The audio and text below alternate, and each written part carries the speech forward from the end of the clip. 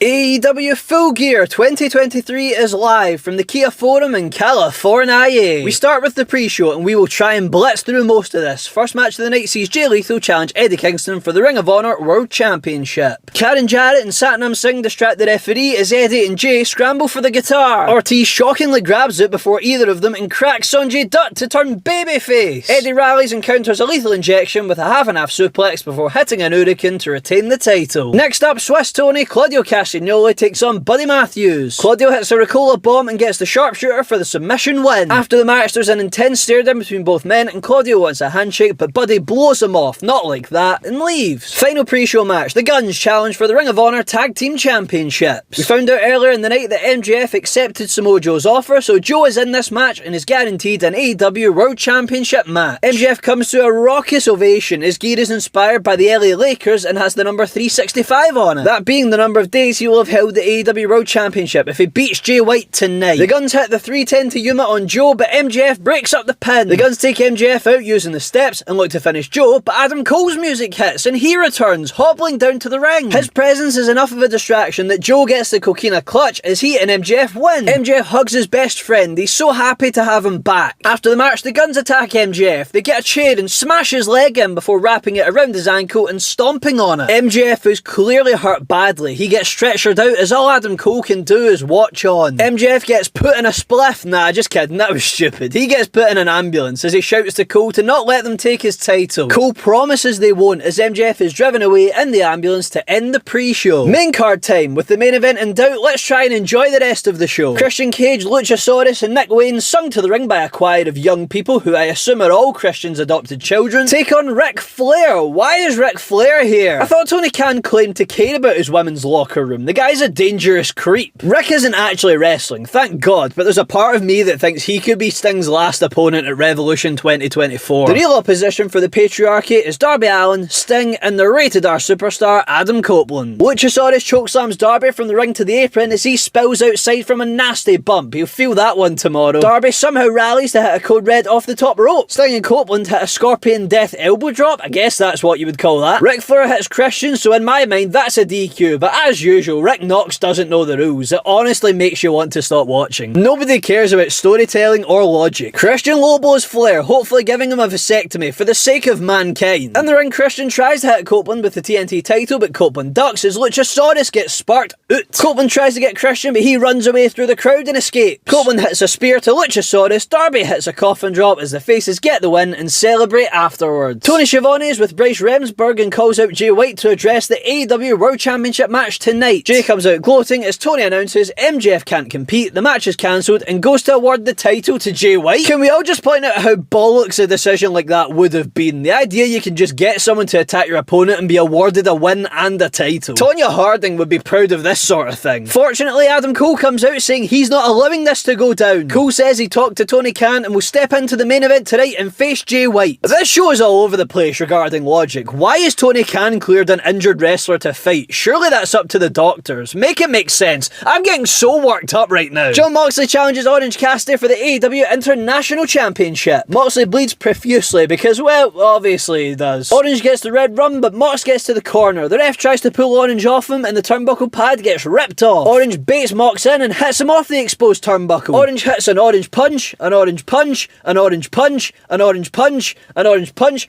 and a beach break as finally Cassidy has beaten Moxley, decisively too. Up next it's the ladder match for the AEW Tag Team Championships. Participants are Big Bill and Ricky Starks, who are the defending champions, FTR, Russian Dralistico, and the House of Black. Big suplex off the top takes out everyone. Cash pile drives Malachi onto a ladder. That was brutal. King Gonzo bombs Dralistico onto a ladder at ringside, and Cash Wheeler is able to get King on that same ladder and splash him through it. Cash and Starks go up the ladder, but Starks hits Cash with the title, knocking him off and allowing Starks to pick up the win and retain after a cracking match. Tony Schiavone, what a busy lad he's been tonight, introduces AEW's newest big signing. This announcement actually lives up to the potential hype because Will Ospreay is all elite. Ospreay says he will finish up with New Japan first, then he will be AEW's to enjoy around February time as he will be there for the road to Revolution. I'm buzzing to see Ospreay full-time in AEW. He could easily win the world title in his debut year of that contract, no doubt. Prince Nana gives us the best choreography AEW has seen since the last Good Young Bucks match. Cry me a river. He accompanies Swerve Strickland for his Texas death match with Hangman Page. Strap in folks, this one is wild, and if you're squeamish, best to skip forward. Page bum rushes Swerve and the fight kicks off. Hangman hits a pop-up powerbomb and a buckshot lariat that sends Swerve to the floor for the hot start. Remember, there's no pinfalls, disqualifications or countouts. The only way to win are submission or knockout. Hangman ties Strickland up with duct tape and proceeds to use a staple gun and staple Swerve repeatedly, and those were shoot staples. Hangman staples his kid's drawing that Swerve ripped onto Swerve's cheek and rips it off. Blood is pouring off Strickland at this point, so Hangman logically drinks Swerve's blood, letting it pour into his mouth. I think I need to censor that or something. What the hell am I watching? The rest of this match will sadly need to look like a Tony Storm vignette, otherwise I'm gonna get in big trouble. Hangman tries to use a barbed wire chair, but Swerve low blows him and gets Nana to cut him free. Hangman uses the staple gun again, but Swerve had become staple proof, taking it off Hangman and stapling Hangman's head. Swerve then, for a laugh, just starts stapling his own chest. He's a sick guy if you didn't know that already. Swerve then throws Hangman into a barbed wire chair in the corner and pulls out a cinder block because this match needed to get wilder. Swerve hits a Death Valley driver on the cinder block. That's blood on the camera, by the way, not a dead pixel. Hangman looks for the Deadeye on the barricade, but Swerve reverses and pile drives Hangman on it instead. Hangman moonsaults with the barbed wire chair to the outside. Swerve has lost an uncomfortable amount of blood here. Swerve gives Hangman a barbed wire chair shot, with the chair getting stuck to Hangman before powerbombing him on the chair and hitting the Swerve stomp on the barbed wire. Brian Cage runs down and attacks Hangman, laying him out with an F5 and grabbing a table. Hangman gets his revenge. He takes Cage out with barbed wire strikes before grabbing Nana and dead-eyeing him through Cage's table. Swerve smashes a chunk of the cinder block off Hangman's head, but that doesn't keep Hanger down, so Swerve grabs a chain. Swerve hangs the Hangman to win. Wow, I'm lost for words. It's potentially recency biased, but I think that's the greatest hardcore match I've ever seen. Great credit to both men for the risk and sacrifice. They mutilated their bodies for your entertainment, so give them their flowers. They're heroes tonight. How do you even follow that? Chris Jericho and Kenny Omega take on the Young Bucks. Good luck, lads. Nick low blows Jericho behind the ref's back and goes to low blow Kenny, but Kenny catches Nick. Nick distracts Aubrey though as Matt does low blow Kenny. A friendship destroyed, surely. Nick Judas affects Jericho, but Kenny breaks up the pin. The Bucks hit a BTE trigger, but Jericho kicks out. Kenny has a choice to make. He can either V-trigger Jericho or Nick Jackson. He fakes going for Jericho, but diverts and hits Nick instead. Matt Jackson hits a one-winged angel to Kenny, but Kenny kicks out. Bucks go for a Meltzer driver, but Jericho catches Nick with a code breaker. In the end, Kenny hits Matt Jackson with a one-winged angel to win. After the match, the Bucks throw a hissy fit because they are literal children and storm off. You lads are the ones pulling out the low blows. What did you expect? Main event time. Adam Cole with one leg and on crutches represents MJF and goes one-on-one with Jay White for the AEW World Championship. Or so we think. Just as the match is about to start, we hear sirens and an ambulance pull up in the arena. It's MJF! He's back with a taped up leg and he wants to defend his championship. Officials try to stop him, but he marches to the ring for the main event that was advertised. MJF versus Jay White for the AEW World Championship. MJF is obviously hampered by the leg injury, so is not at 100%, and Jay White targets that throughout the match. The Guns try to injure MJF again with a chair on the outside, but the referee catches them and sends them to the back. MJF is able to get the kangaroo kick to the delight of the crowd. They go to ringside where MJF strips the commentary table to put Jay through. He goes to move Jay on the table and the table just collapses. MJF says screw it and does the spot anyway. He goes to the top rope and does an elbow drop to the floor. Presumably the spot was an elbow drop through the table, but we got to the end goal anyway. Quick thinking from MJF. Jay White hits a Uranagi off the top rope, but only gets a 2 count. I've never seen that before. Great creativity from Switchblade. MJF takes a risk and hits a cutter from inside to outside as both men crash to the floor. Jay locks in a figure 4 and Max looks like he will tap out. Adam Cole has the t-shirt, acting as a towel, in his hand and is ready to throw it in, but MJF begs him not to. Eventually MJF reverses and makes Jay White crawl to the ropes to break the submission. Adam Cole looks like he's going to hit White with his ROH tag title, but Jay rips it off him and smashes MJF with it behind the referee's back, but MJF kicks out at 2. MJF knocks White into the referee, knocking him out. MJF smiles wide as he knows he can cheat. Adam Cole sets the Dynamite diamond ring on the apron, but Jay White stops MJF getting it and slips the ring on himself. White goes to hit MJF, but Max low blows Switchblade and steals back the ring. The Guns run out but get slapped with the ring as MJF haymakers Jay White. The referee gets up and counts the pin as MJF retains the AEW World Championship. Max gets to celebrate with his best friend, the pair sharing a bond of leg injuries as they go up the ramp to end the show. Thank you so much for watching my AEW Full Gear 2023 review. Please show your support support for the channel by subscribing, liking and leaving comments saying what you liked about the show, what you didn't like about the show, and what you think I can do to improve. Next Monday I'll be posting the WWE Survivor Series 2023 review video, and you won't want to miss that one. Hopefully you'll stick around to see that, and I'll see you all next time.